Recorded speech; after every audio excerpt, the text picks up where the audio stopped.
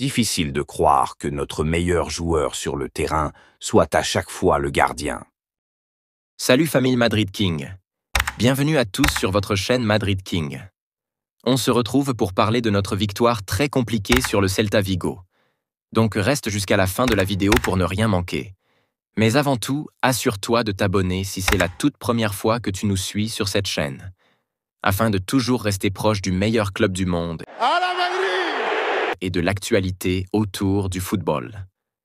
Que ça a été dur. Comme à chaque fois depuis le début de la saison, le Real joue mal, mais le Real gagne. Et ce n'est pas faute d'avoir de grands joueurs, hein. Mais le plus important était les 3 points. Comme je l'avais déjà annoncé dans la vidéo d'avant-match que je vous invite à aller voir. Il le fallait. Les 3 points étaient absolument nécessaires pour recoller au Barça.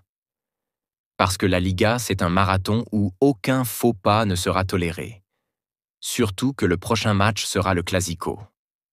Parlons du match.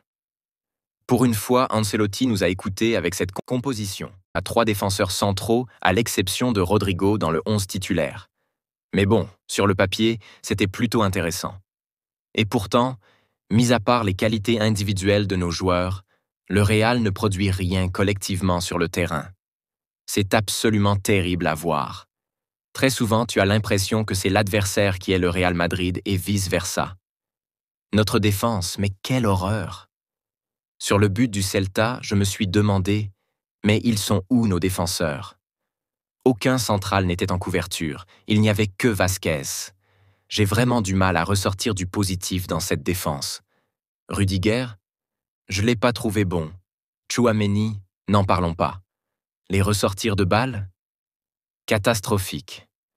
Militao, visiblement blessé, mais que Ancelotti ne voulait pas faire sortir, était en deçà également aujourd'hui. Et quoi dire de Bellingham? Le pauvre, il est à lui tout seul au four. Et au moulin, pas du tout aidé par les attaquants, surtout Kylian qui marche constamment sur le terrain. Tant que le ballon n'est pas entre ses pieds, il s'en fout du reste. Mais je ne vais pas lui tomber dessus aujourd'hui. Son match a été sauvé par ce splendide but pleine lucarne. Oui, il faut qu'on en parle de son but. Mais quel délice! C'est le Kylian que nous avons envie de voir. Jouer juste et prendre les bonnes décisions au bon moment. Le Mbappé d'avant la trêve aurait cherché encore à dribbler, mais cette fois, il a pris la bonne décision. Frappe surpuissante, imparable, pleine lucarne, c'était incroyable. Ce but va lui faire du bien et lui permettre de souffler un peu des mains des médias. Trop heureux pour lui.